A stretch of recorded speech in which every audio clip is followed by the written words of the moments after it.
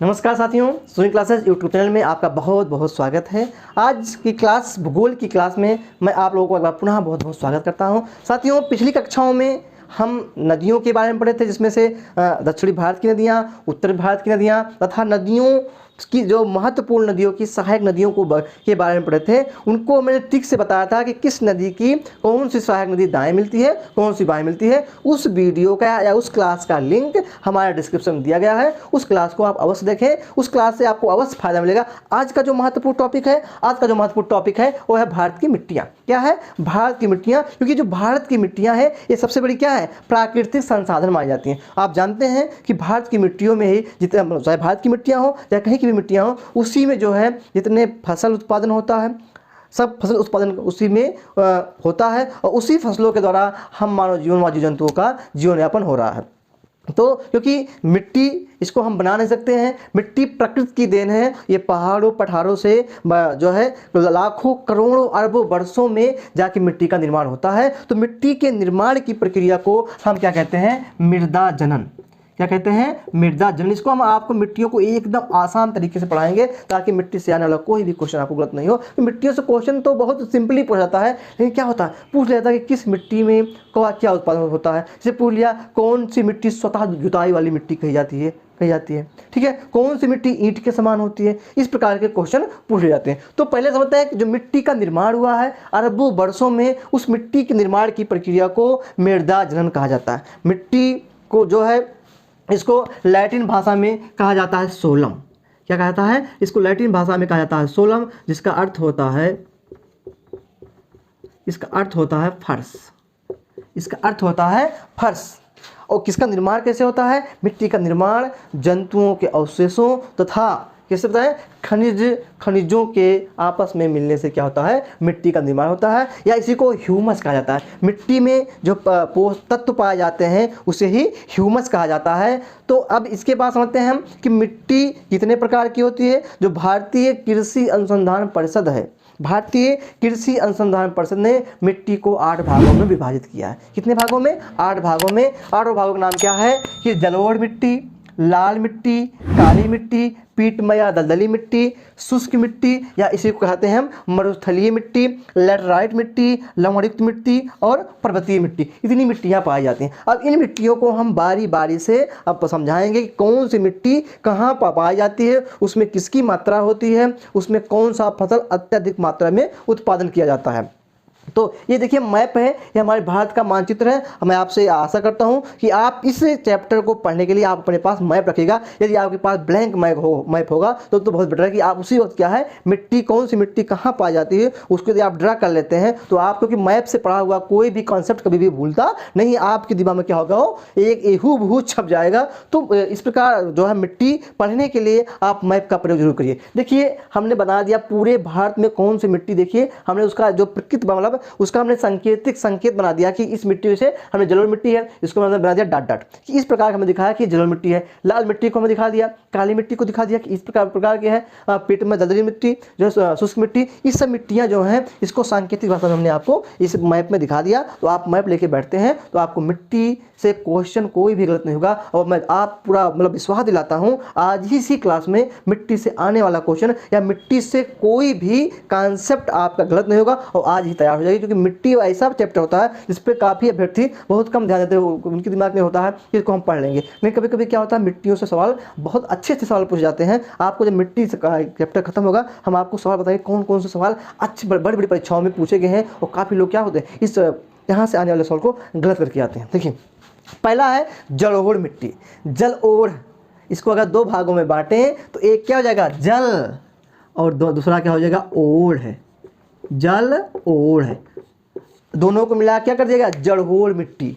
क्या कर दिया गया, जलोढ़ मिट्टी। अर्थात ऐसी मिट्टी जो जल से ओढ़ी हुई होती है उसे ही जलोढ़ मिट्टी कहा जाता है। अब जल से ओढ़ी कौन मिट्टी होगी, अर्थात जहाँ पे बाढ़ आता है, जिस क्षेत्रों में बाढ़ आता है वहीं पे जलोढ़ मिट्टियाँ पाई जाती हैं। और बाढ़ कहाँ आता है? जो नदी क्षेत्र होते हैं, जो नदी क्षेत्र होते हैं वहीं क्या होता है? बाढ़ आता है, क्योंकि बाढ़ नदियों के द्वारा आता है और वहीं पे क्या होती है? जलोढ़ मिट्टी पाई जाती है। देखिए ये जो क्षेत्र आपका है, जो हमने हरे से दिखाया है, यही जलोढ़ मिट्टी, अर्थात कहाँ? इसकी जो नदियों के तटीय मैदानों के पास तथा डेल्टा प्रदेशों, डेल्टा कहाँ है आपका? जहाँ नदियाँ आपस में जब मिलती हैं समुद्रों से, वहीं पे क्या होता है? जो भाग बनता है, जो गाज लेके आती हैं, इकट्ठा कर देती हैं, उसी को डेल्टा कहा जाता है। तो कहाँ? तटीय मैदान क्षेत्र तथा पर्वतीय डेल्टा प्रदेशों में एक और मिट्टियाँ, ये जलोढ़ मिट्टियाँ पाई जाती हैं। देखिए कहाँ से पाई जाती हैं? ये मिट्टी असम, कहाँ? ये यहाँ असम है। असम में कहाँ? पंजाब से लेकर के असम तक, कहाँ?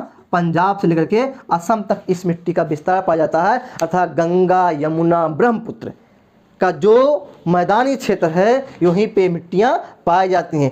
ठीक, अब इस मिट्टी, देखिए इस मिट्टी में क्या होता है? रेत पाया जाता है। रेत होता है गाद तथा मृत्तिका, तीन, जिसको क्या कहते हैं? तीन भागों से मिलकर बनी हुई होती है। कौन कौन? रेत, गाद तथा मृत्तिका। अब ये बताएं कि ये भी दो प्रकार की होती है। कौन? मिट्टी, जो जलोढ़ मिट्टी होती है, जल को ओढ़ने वाली मिट्टी, ये भी दो प्रकार की होती है। पहले को हम कहते हैं बांगर, आप लोगों ने नाम सुना होगा। पहले को कहते हैं बांगर और दूसरा उसका जो भाग होता है खादर होता है। इसको समझते हैं। जो बांगर मिट्टी होती है उसमें कंकड़ पत्थर तथा कैल्शियम कार्बोनेट वह पाया जाता है। इसका रंग क्या होता है? काला व भूरा होता है। अब इसको समझते हैं। जब नदियाँ ऊपर से पर्वतीय भागों से नीचे मैदानों में आती हैं तो अपने पास काफ़ी कंकड़ पत्थर लेके आती हैं, और जहाँ कंकड़ पत्थर पर जमा हो जाता है वहीं पे मिट्टी पाई जाती है उसमें। इसीलिए ऐसी मिट्टियों में कंकड़ पत्थर, कैल्शियम कार्बोनेट पाया जाता है। इस मिट्टी का क्या है? इस मिट्टी का जो है रंग होता है, जो है काला या भूरा होता है। और ये मिट्टी बहुत ही कम उपजाऊ होती है लेकिन कम उपजाऊ होती है। दूसरा मिट्टी है खादर, खादर मिट्टी, या इसी को कहा जाता है नवीन जलोढ़ मिट्टी कहा जाता है। अर्थात जिस क्षेत्र में बाढ़ आता है वहाँ पे मिट्टी आती है। एक बार जब बाढ़ आई तो पुरानी मिट्टी क्या करती है? बहा देती है। उसके स्थान में क्या होती है? नई मिट्टी आ जाती है। और क्योंकि जो नदियाँ होती हैं अपने साथ जो गाज ले जाती है, काट, इधर क्षेत्रों को काट के जो मिट्टियाँ लेके आती हैं, तो इसमें क्या होता है? इसमें जो है इसमें उर्वर शक्ति बहुत अधिक होती है। और ये मिट्टी क्या होती है? बहुत ही उपजाऊ होती है। इस मिट्टियों में बहुत अधिक उत्पादन होता है। और ऐसी मिट्टियों में जो है किसी भी उर्वरक की बहुत ज़्यादा आवश्यकता नहीं होती है। ये मिट्टियाँ ज़्यादातर ऐसे स्थानों पर पाई जाती हैं, या आप कह सकते हो नदी क्षेत्र, जो नदी के किनारे वाले क्षेत्र होते हैं वहाँ पर मिट्टियाँ अधिक पाई जाती है। आप लोग जानते हैं जो आपका माझा हो जाता है, जहाँ नदियों को बाढ़ आता है, वहाँ पर देखते हैं आप लोग जो खरबूजे ककड़ी आदि की खेती होती है, जो कोई भी वहाँ पे खेती होती है, जब बाढ़ खत्म होता है बिना किसी उर्वरक के सबसे अच्छी फसलें होती हैं। और वही फसलें जब हमारे मंडियों में आती हैं तो जो किसानों को, अन्य किसानों की सब्जियाँ होती हैं सस्ती हो जाती है, क्योंकि वो अधिक मात्रा में आती हैं और वहाँ खर्च क्या होता है? कम होता है। तो ये जो खादर है इसको आप कह सकते हो नवीन जलोढ़ मिट्टी, ये बहुत ही उपजाऊ होती है। इसमें पाया क्या जाता है? पोटास, फास्फोरस, अम्ल तथा चूना की मात्रा की प्रचुरता होती है, तथा इसमें क्या है? नाइट्रोजन व ह्यूमस की कमी पाई जाती है। ह्यूमस हमने क्या बताया कि जो जीव जंतुओं व पौधों के जो सड़े गले भाग होते हैं उन्हीं को ह्यूमस कहा जाता है। और वो क्योंकि ये नदी मिट्टी एक बार से क्या हुई? नदियाँ मिट्टी इकट्ठा की, एक साल बाद पुनः जब बाढ़ आई तो मिट्टी क्या हो गई? बह गई। तो ये जो नवीन जलोढ़ मिट्टी होती है ये क्या होती है? इसमें ह्यूमस की मात्रा बहुत ही कम होती है। इसमें फसल का उत्पादन क्या होता है कि धान, गेहूँ, गन्ना, दलहन, तिलहन, जितनी भी फसलें होती हैं वो इसी में पाई जाती है। जैसे उत्तर प्रदेश का भाग, बिहार का भाग, जो है बंगाल, पश्चिम बंगाल का भाग, पंजाब का जो भाग क्षेत्र आप लोग जानते हैं, इसमें देखिए कितना फसल का उत्पादन होता है। बहुत गन्ना, हम जगह अपने उत्तर प्रदेश क्या है कि इसमें गन्ना भी होता है, दलहन भी होता है, तिलहन भी होता है, साथ साथ गेहूँ, धान की खेती क्या होती है? अच्छे मात्रा में होती है। तो ये क्योंकि हम लोग जो निवास करते हैं वो हमारा जो मिट्टी का भाग है वो क्या है? जलोढ़ मिट्टी है। ये मिट्टी जो है पूरी मिट्टी का कितना है? 43.4% भाग में आती है। और ये कितना विस्तार इसका है? इस मिट्टी का विस्तार 15 लाख वर्ग किलोमीटर में। एक चीज़ आप और जान लीजिए, इसी क्षेत्र में पंजाब से लेकर के असम का जो क्षेत्र है जहाँ जलोढ़ मिट्टी पाई जाती है, सबसे ज़्यादा जनसंख्या का घनत्व इसी भाग में है। सबसे ज़्यादा जनसंख्या इसी भाग में बसी हुई है। आप उत्तर प्रदेश का जीता जाता उदाहरण देख सकते हैं। उत्तर प्रदेश जो है भारत का सबसे बड़ा जो है जनसंख्या वाला राज्य है। तो जहाँ भी उपजाऊ मिट्टियाँ होंगी वहाँ जनसंख्या का घनत्व क्या होगा, अधिक होगा। जब आप विश्व भूगोल के बारे में पढ़ेंगे तो वहाँ भी आपको बताया जाएगा कि जहाँ पे मिट्टियाँ अधिक उपजाऊ होती हैं वहाँ पे जनसंख्या का घनत्व अधिक होता है। अब ऐसे आप देख सकते हैं, ऐसे राजस्थान का क्षेत्र देख लीजिए, राजस्थान का क्षेत्र क्या है, पूरा लगभग उसका आधा से ज़्यादा क्षेत्र क्या है, मरुस्थलीय है, वहाँ पर जनसंख्या का घनत्व क्या है, कम है। और क्यों कम है, क्योंकि वहाँ फसल का उत्पादन कम होता है।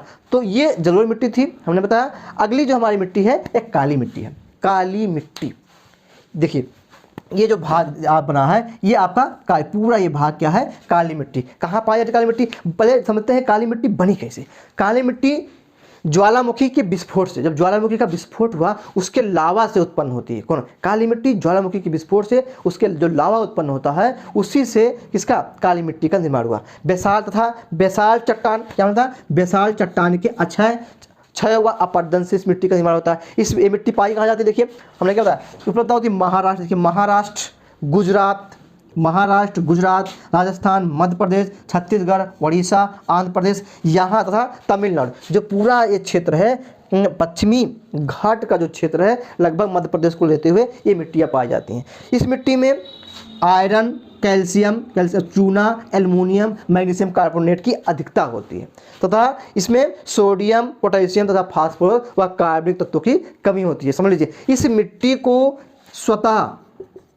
मिट्टी को स्वतः जुताई वाली मिट्टी भी कहते हैं। क्यों कहते हैं स्वतः जुताई वाली मिट्टी, क्योंकि जब ये मिट्टी ऐसी मिट्टी होती है जब इसमें पानी पड़ता है तो क्या मिट्टी है, मिट्टी एकदम पिघल जाती है। क्या होती है, पिघल जाती है। और जब इस पर मिट्टी कठोर होती है, ये मिट्टी जब कठोर होती है या शुष्क होती है तो क्या होता है, बड़े इसमें काफ़ी गहरे गहरे बेमारे फट जाते हैं। काफ़ी गहरे गहरे क्या होते हैं, इसमें बेमारे फट जाते हैं। ऐसा लगता है कि ये मिट्टी क्या है, स्वतः इसको कोई जोत दिया है। अर्थात इस मिट्टी में अगर गर्मियों के मौसम में देखा जाए तो इस मिट्टी के बड़े इस क्षेत्र में कोई भी जानवर भाग नहीं सकता है, कोई भी जानवर इसमें या हम ही लोग इसमें भाग नहीं सकते, क्योंकि बड़े बड़े क्या होते हैं इसमें बेवारे फट जाते हैं। और जैसे ही बारिश होती है मिट्टी क्या होती है, अपने आप पिघल जाती है, एकदम भुरभुरी हो जाती है। तो इसीलिए इस मिट्टी को क्या स्वतः जुताई वाली मिट्टी भी कहा जाता है। इस मिट्टी में कपास, सूरजमुखी, सब्जियां, खट्टे फल, मोटे अनाज की उपलब्ध प्रचुरता अधिक मात्रा में इसका उत्पादन होता है। आपको कभी क्वेश्चन भी पूछा गया है कि कपास की खेती के लिए सबसे अच्छी मिट्टी कौन होती है, तो का से कपास, का से काली मिट्टी। कपास की खेती के लिए सबसे उपयुक्त मिट्टी काली मिट्टी होती है। ये जो मिट्टी होती है इसमें जल धारण करने की क्षमता बहुत ही अधिक होती है, इसलिए इस मिट्टी में बहुत ज़्यादा सिंचाई करने की आवश्यकता नहीं होती। अर्थात अगर इस मिट्टी में जो भी फसलें बोई जाती हैं उस फसलों को अधिक पानी देने की आवश्यकता नहीं होती है, क्योंकि मिट्टी क्या होती है, जल धारण करने की क्षमता अधिक होती है। अगली हमारी मिट्टी है लाल मिट्टी। ये मिट्टी रवेदार रूपांतरित शैलों के विघटन के फलस्वरूप इस मिट्टी का निर्माण होता है। इस मिट्टी में लौह ऑक्साइड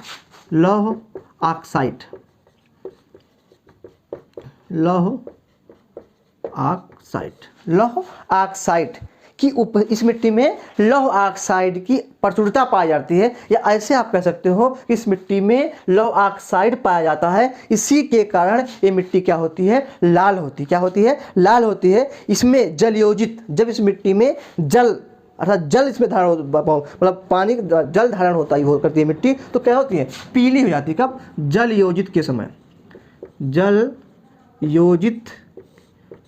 समय ये मिट्टी क्या होती है, पीली हो जाती है। इसीलिए कहीं कहीं इस मिट्टी को क्या लाल पीली मिट्टी भी कहा जाता है। कहाँ पाया जाता है मिट्टी, देखिए जो ये हमारी लाल मिट्टी है, ये देखिए ये लाल मिट्टी है, आप देख सकते हैं कहाँ पाया जाता है, पर्वतीय क्षेत्रों में पाया जाता है। कहाँ, प्रायद्वीपीय क्षेत्रों में पाया जाता है, तमिलनाडु, कर्नाटक, महाराष्ट्र, आंध्र प्रदेश, तेलंगाना, मध्य प्रदेश तथा पूर्वी छत्तीसगढ़, उड़ीसा, झारखंड, वेस्ट बंगाल, यहाँ क्या तथा कुछ हमारे दक्षिणी हमारा उत्तर प्रदेश है, कुछ जगह पे ये मिट्टी भी पाई जाती है। कहाँ का, देखिए दक्षिणी उत्तर प्रदेश, कुछ भाग राजस्थान, तमिलनाडु,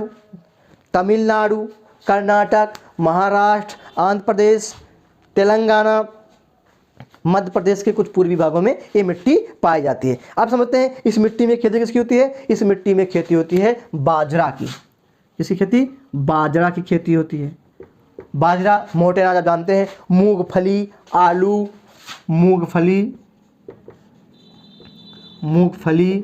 आलू, बाजरा, मूंगफली, आलू की प्रचुर मात्रा में या अधिक मात्रा में खेती होती है। आप लोग जानते हैं कि इसी क्षेत्रों में या प्रायद्वीपीय भागों में ही मूंगफली का उत्पादन बहुत बढ़िया अच्छे तरीके से होता है। इस मिट्टी में क्या होता है, घुलनशील लवणों, जो घुलनशील लवण होते हैं उनकी पूर्णता, इनकी पर्याप्तता अधिक होती है तथा अन्य लवण जो होते हैं उसकी मात्रा क्या होती है, कम होती है। इसे हमने बताया क्या कि इस मिट्टी में जो है घुलनशील लवणों की पर्याप्तता होती है तथा जैविक लवणों की कमी इस मिट्टी में पाई जाती है। अगली मिट्टी है लैटराइट मिट्टी।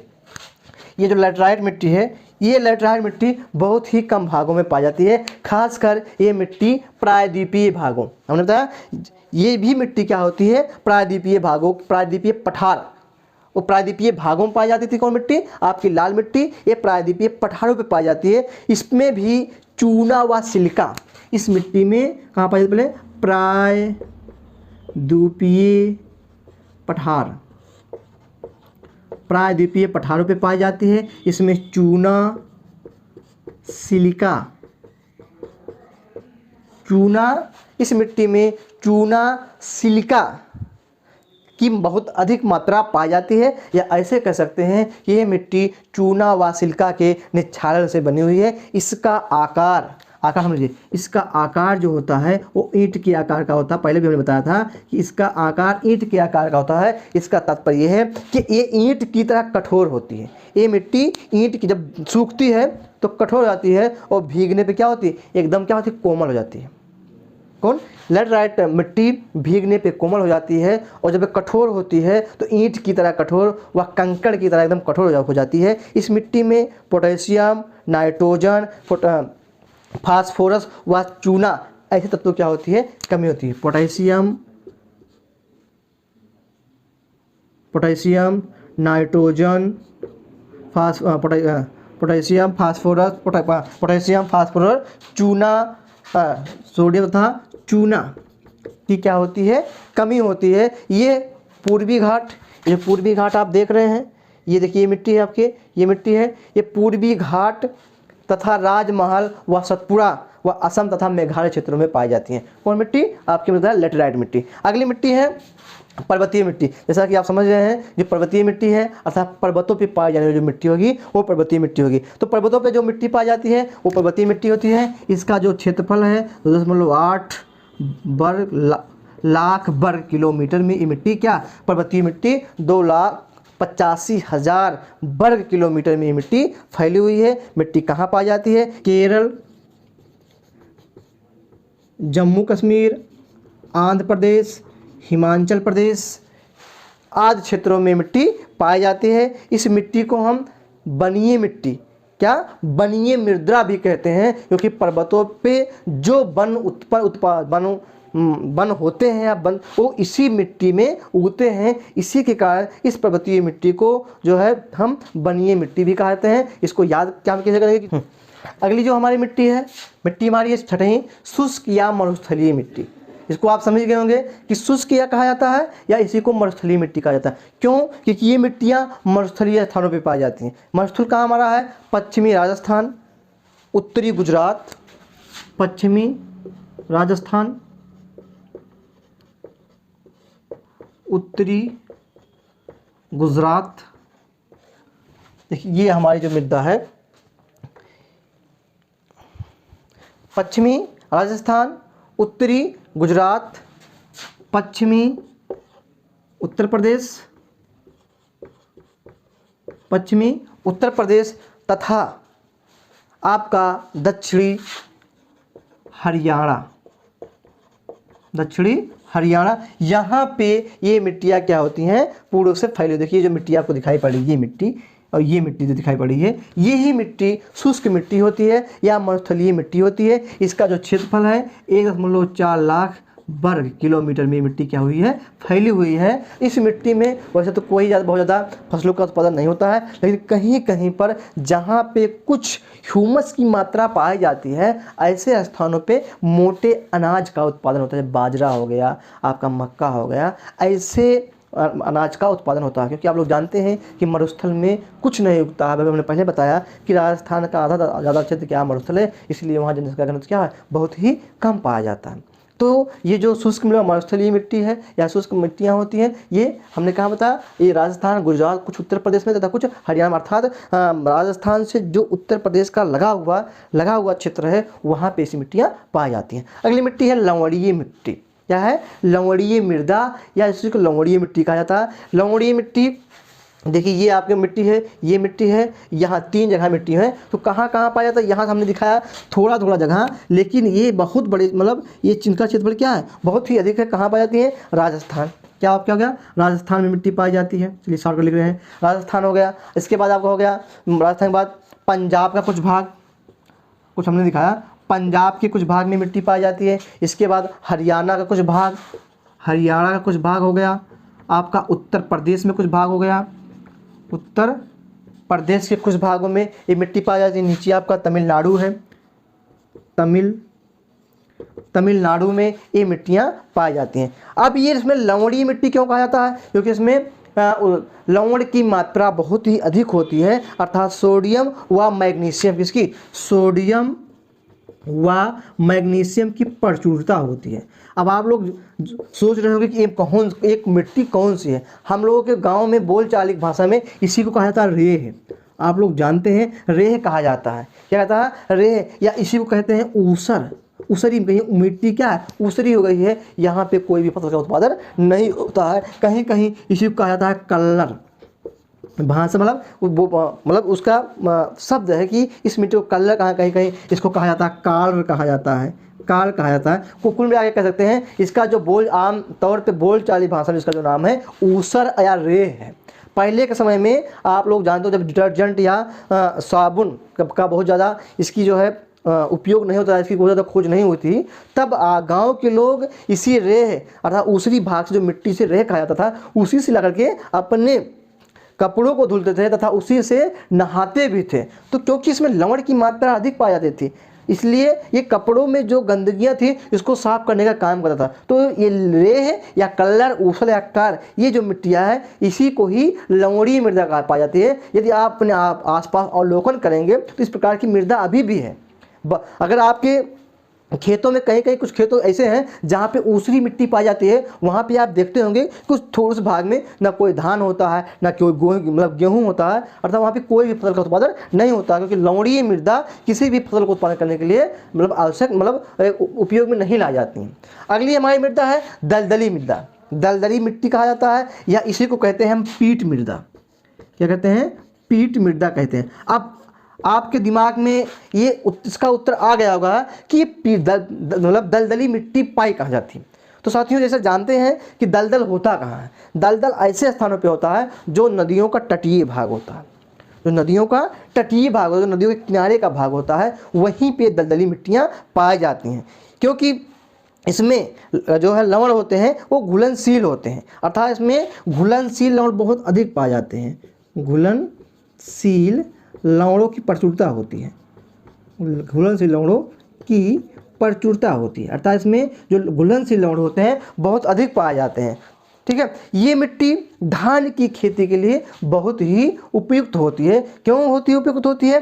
क्योंकि आप जानते हैं धान की खेती के लिए अत्यधिक पानी की आवश्यकता होती है। ये मिट्टी दलदली होती है। दलदल कैसे बनता है आप जानते हैं, इसको बताने की आवश्यकता नहीं है। तो जो घुलनशील लवणों की प्रचुरता अर्थात पीट मृदा या दलदली मृदा ये जो है तटीय क्षेत्रों में पाई जाती है, इसमें धान की खेती बहुत ही उपयुक्त होती है। एक चीज़ समझते हैं, पर्वतीय क्षेत्रों में जो मिट्टियाँ पाई जाती हैं उसको जैसे जम्मू कश्मीर क्षेत्र में जो मिट्टियाँ पाई जाती हैं उसको कहते हैं करेवा। क्या कहते हैं? करेवा कहते हैं। जो मिट्टी पाई जाती है इसे कहते हैं करेवा।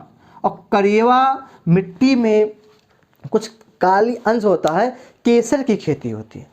केसर की खेती देखिए वहीं जम्मू कश्मीर में होती है, तो इस पर कुछ मिट्टियों को करेवा भी कहा जाता है। जो काली मिट्टी का कुछ ही अंश काली मिट्टी की तरह ही होती है उसे करेवा कहा जाता है। और करेवा में ही क्या केसर की खेती बहुत उपयुक्त मात्रा में होती है। तो ये पूरी जो हमने आपको बताया 8 मिट्टियों के बारे में बताया। मिट्टी क्या है, मिट्टी के प्रकार, कौन सी मिट्टी कहाँ पाई जाती है, किस मिट्टी में किसकी मात्रा कम होती है, किसकी मात्रा अधिक होती है, किस मिट्टी में किस फसल का उत्पादन अधिक होता है, इसको मैंने आपको बताया। अगली कक्षा में हम कुछ महत्वपूर्ण और टॉपिक लेके आएंगे जो परीक्षाओं में पूछे जाने वाले प्रश्न टॉपिक होते हैं। तो आज के लिए इतना ही। आई होप डेट आपको हमारा क्लास अच्छा लगा होगा। यदि हमारा क्लास आपको अच्छा लगा है तो हमारे क्लास को वीडियो को एक लाइक अवश्य करें तथा चैनल को सब्सक्राइब करें तथा वीडियो को अधिक से अधिक शेयर करें। धन्यवाद आपको।